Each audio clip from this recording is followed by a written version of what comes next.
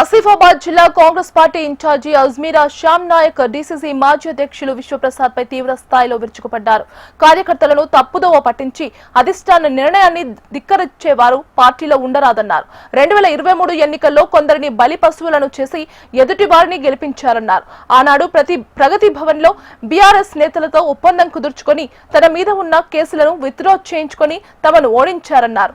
అధిష్టానం గుర్తించి చర్యలు తీసుకుంటుందని ఇంతకాలం ఓపికతో ఉన్నారని అజ్మీరా శ్యామ్ నాయక్ చెప్పారు. పార్టీ కోసం పనిచేసే వారిని గుర్తించి నామినేటెడ్ పదవులు కేటాయించాలని అజ్మీరా శ్యామ్ నాయక్ కాంగ్రెస్ హైకమాండ్ కు విజ్ఞప్తి చేశారు. పార్టీ అధిష్టానాన్ని ధిక్కరించే వాళ్ళు పార్టీలో కొనసాగడం మంచిది కాదు. జనరల్ ఎలక్షన్స్ లో 2023 ఎలక్షన్ జరిగినప్పుడు మీ అందరికీ తెలుసు ఏం జరిగింది. 4-5 బలిపశువులు చేశారు. ఫస్ట్ గణేష్ రాథోడ్, తర్వాత శేషరావు, తర్వాత సరస్వతి, ఆ తర్వాత శ్యామ్ నాయక్ 4 కోసేసి గెలిపించింది ఎవరు తెలిసినారా?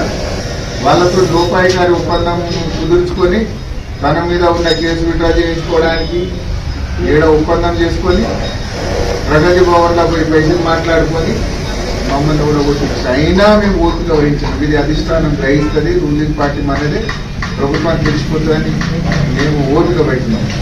అది అయిపోయిన తర్వాత నామినేటివ్ పదవుల విషయాల్లో కూడా మీ అందరికీ తెలుసు.